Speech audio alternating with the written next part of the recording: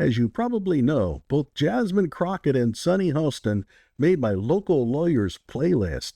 Now, my Sunny Hostin video got 2,340 views. Whoa, that is a lot. While Jasmine's only got 89 views. So Jasmine was probably in a deep funk over this. How could Sunny get so many more views on the Johnny Walker Dread Show than me? This is like election fraud, man. So Jasmine watched my video on Sunny Hostin and decided, hey, if Sunny can get over 2,000 views by uttering something really stupid, what would happen to my dread popularity if I made the same claim? So off to MSNBC she went, and we're going to see the result. Hello out there. I am trying to get through. With cold, blunt analysis cradled in the warmth of reason, it's time for Johnny Walker Dread to straighten you out on a thing or two. Emanating all the way from exciting Las Vegas, Oklahoma, it's time for the Johnny Walker Dread Show. So let's go back to Sunny Hostin, who has a law degree from Notre Dame, making a claim that made even the most uneducated of illegals shake their heads. I also want to make the point that an undocumented immigrant is not a criminal because he or she is undocumented. That is a civil offense. So to call people illegals is in and of itself, I think, xenophobic. Gee, since we're talking about federal law, let's go to, U.S. Code.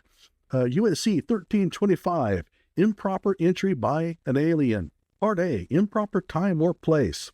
Any alien who, 1, enters or attempts to enter the United States at any time or place other than as designated by immigration officers, shall, for the first commission of any such offense, be fined under Title 18 or imprisoned not more than 6 months, or both.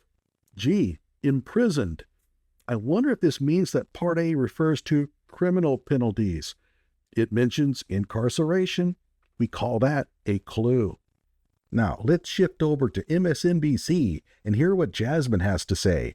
Remember, she also has a law degree, this one from the University of Houston, also called Cougar High. City law enforcement, local law enforcement, they are always going after crime. And they don't say, oh, you committed a murder? Oh, but you're an immigrant? Well, let me let you go, right? So they are always focused on crime. They continue to say things like the illegals and that they broke the law coming in. But what they're not telling the American people is that it is a civil violation. It is not a criminal violation to enter the country illegally. It's not a criminal. It's crime. It's not a crime, which is why they're so frustrated, because they really want our local law enforcement to go out and round up people when they could be looking out for the murderers and the sexual abusers, as well as the robbers. They want them to go and round people up on civil accusations. Law degrees. Ooh, they must be really tough to earn.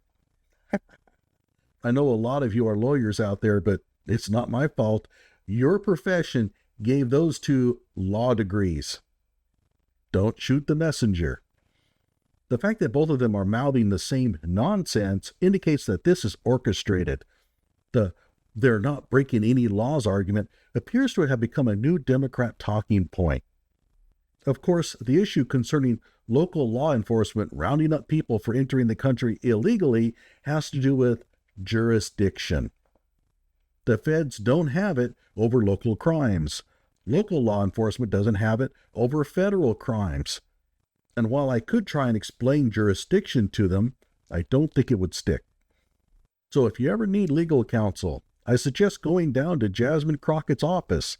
And if you run into someone who claims you don't need a driver's license because you're not actually driving your car, then that's a sovereign citizen, and you might as well hire him because he probably knows more about the law than Jasmine Crockett.